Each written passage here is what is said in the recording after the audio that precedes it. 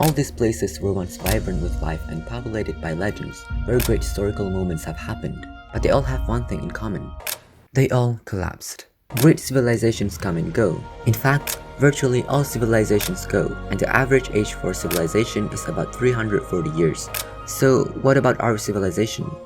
In 1972, MIT scientists predicted we would reach a point of collapse around the 2040s. It is definitely not what we want to hear, considering the things that are happening around us right now. But what was the cause for all past collapses? And are we really heading into one? Societal collapse is the fall of a complex human society, usually seen by the loss of socio-economic complexity, cultural identity, and the rise of violence. There are many causes for the collapse: war, natural disasters, climate change, and population decline. One of the explanations for the collapse is the change of the climate and natural disasters. Signs of mega drought are found between 5,000 and 4,000 years ago in Africa and Asia. It dried up the Green Sahara and disrupted the monsoon in Asia, causing flooding. This prevented successful harvest and development of complex culture. It may be the cause for the fall of the Akkadian Empire in Mesopotamia and the Indus Valley Civilization. The Indus Valley Civilization collapsed around 1700 BC. The Indus script has yet to be deciphered, so we still don't know the cause of the collapse. But some signs pointed to natural disasters. The first sign of decline can be spotted during 1900 BC. Then 2 centuries later, most of the cities were abandoned. Evidence is pointing to violence and infectious diseases like leprosy and tuberculosis. Long-lasting drought may also be the culprit since it affected the trade between Egypt and Mesopotamia. Evidence for earthquakes has also been discovered.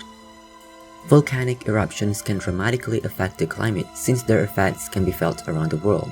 Sulfur dioxide can limit the sunlight and cool the earth, and the consequences on agriculture are dire. Joseph McConnell deduced that a volcanic eruption occurred in 43 BC, a year after the assassination of Julius Caesar, followed by bloody civil wars because of power vacuum. It was also a period of crop failure, poor weather, widespread famine, and diseases.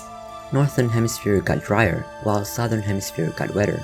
Egypt faced famine, and Rome saw Egypt as a food source. After Cleopatra died, it came under the rule of the Roman. Climate is vital in the fall of historical societies in China, Europe, the Middle East, and the Americas. Temperature reconstruction shows that social unrest, population crash, and societal collapse occurred simultaneously with climate change. Agriculture is highly dependent on climate. Any change in climate would mean crop failures followed by economic depression. The Mongol conquest happened during the period of cooling in Northern Hemisphere. The Little Ice Age caused ecological stress, causing mass migration, famine, and diseases in Europe.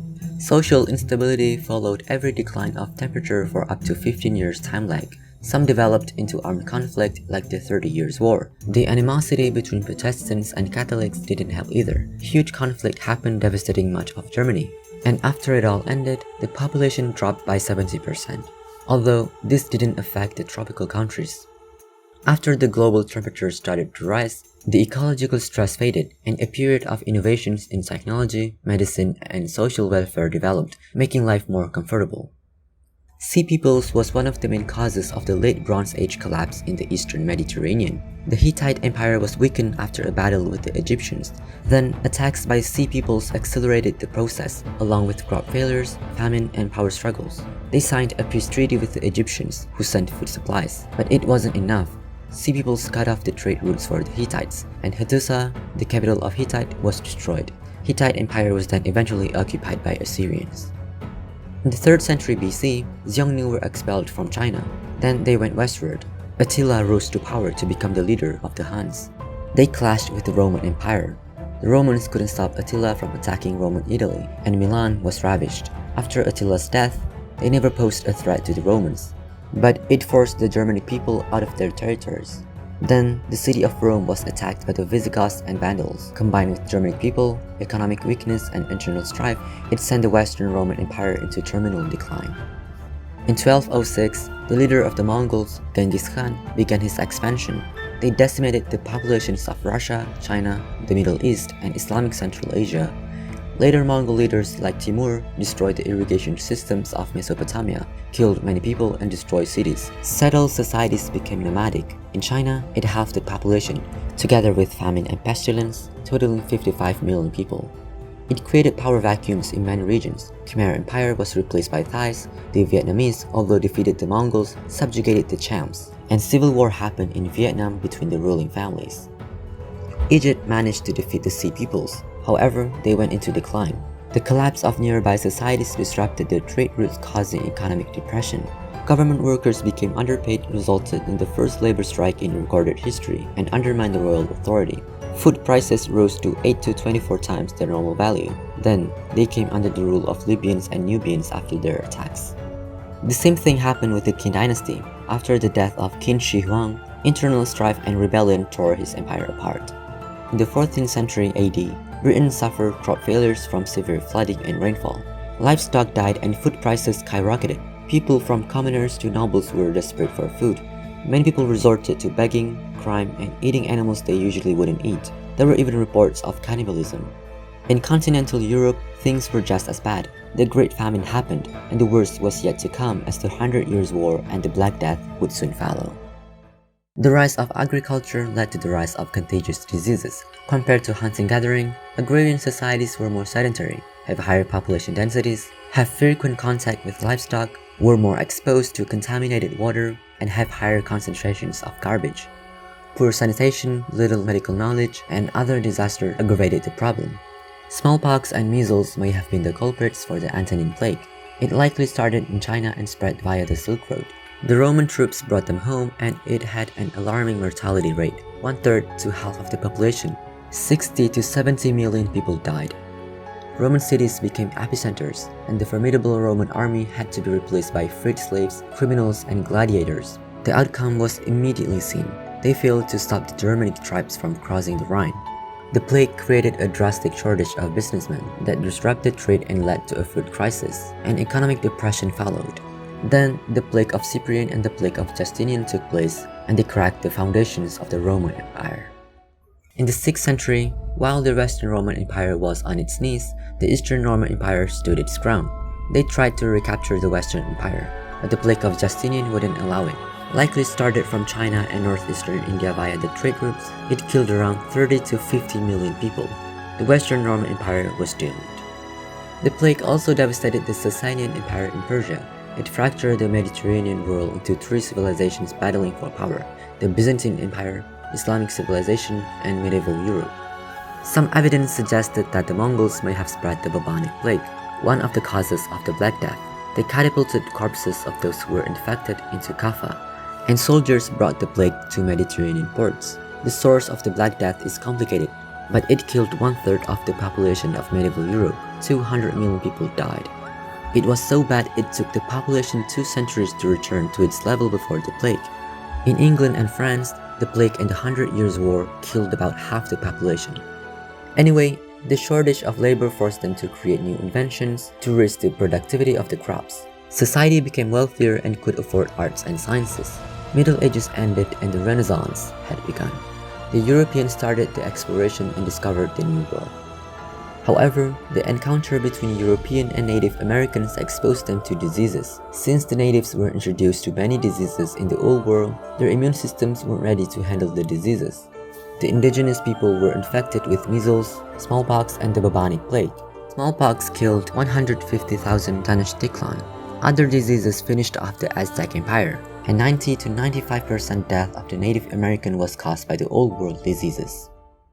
A plethora of theories have been proposed to the rise and fall of civilizations, and one of them is cognitive decline and loss of creativity. Joseph Tainter theorized that societies eventually exhausted their own designs and were unable to adapt to natural diminishing returns. This is similar to Arnold Toynbee's idea that societies face problems they couldn't solve. Oswald Spengler argued abstract thinking was declining when civilization is in its winter. Conforming to this, David Rand and Jonathan Cohen theorized that we have two modes of thinking. The first is fast and automatic but rigid, and the second is slow and analytical but flexible. People switch to the first mode of thinking when introduced to inventions that increase the standard way of living. Recent examples can be seen, like the antibiotic overuse that leads to antibiotic-resistant bacteria, and the mindless usage of plastic that led to pollution. Economic productivity is a sign of hidden weakness according to Tainter because of our dependence on it, and can be self-sabotaging if we don't self-limit. Societal complexity is threatened if we grow beyond what is actually sustainable, like the model of the Malthusian collapse, where the population grows without limit but not resources. Energy played a pivotal role throughout human history. Energy surplus is needed for growth, widespread wealth, and cultural facility. Thomas Homer Dixon and Charles Hall proposed energy return on investment, a model that measures the amount of surplus energy we get from using energy to get energy. 1-to-1 ratio gives off no surplus. At least 3-to-1 is needed to sustain the modern society for tasks like maintaining government, transportation infrastructure, manufacturing, and the lifestyle for members of the society. EROI for petroleum has fallen from 100-to-1 to 10-to-1 in the past century. It is clear evidence that natural depletion is happening. Luke Kemp stated that alternative energy sources like solar panels have a low EROI, require a vast amount of land, and need rare earth metals to produce. Charles Hall and his colleagues agreed. They have no on-site pollution, but it's not a viable alternative to fossil fuels. In 2019, 79% of our energy came from fossil fuels alone, and it shows how dependent we are on them. Homer Dixon stated that declining EROI was one of the causes for the collapse of the Roman Empire, and Joseph Tainter said the same about the Mayan Empire. Peter Turchin noticed that equations used to model the populations of predator and prey can be used to human societies. Social factors such as income inequality are related to political instability and can be found in ancient Egypt, China, and Russia. Safa Moteshare also applied the predator-prey model and found that either extreme inequality and resource depletion facilitates a collapse. So, are we heading into another collapse? In 1972, MIT scientists predicted we would reach a collapse if we continue to pursue perpetual economic growth. They predicted this in a report published in the book The Limits to Growth. They created models of scenarios for future outcomes. The most infamous model is business as usual, where we would reach our peak around the 2040s. Then we would take a sharp downturn. Our living standards would decrease, along with the global population and food availability. In 2020, Gaia Harrington compared the prediction to the real-world data, and she found that the models aligned extremely closely to the business as usual and comprehensive technology scenario. The city model predicted that technology would help reduce pollution and increase food as the natural resources ran out. This would result in less of a shock, but it would eventually reach a point of industrial collapse as the natural resources ran out. But it's not too late. The stabilized world scenario predicted that a collapse could be prevented if we limit our economic growth. It may sound like a pipe dream, but Harrington said the development of the COVID-19 vaccines is a testament to our ingenuity in the face of global crisis. The human population is increasing, and although some predicted it would stabilize around 2100, overpopulation can be the stuff of nightmares for some people. In the 1960s, John Calhoun created a mouse universe. Everything was perfect. There were many foods, water dispensers, and nesting material. There was even no predator. The only thing lacking was space. The population grew rapidly at first, doubling every 55 days. By day 315, growth slowed down, doubling only every 145 days. The last surviving birth was on day 600. The total population was 2,200 mice, but the experiment allowed for 3,840 mice, but they never reached the maximum point. The breakdown of social structure can be seen between day 315 to day 600.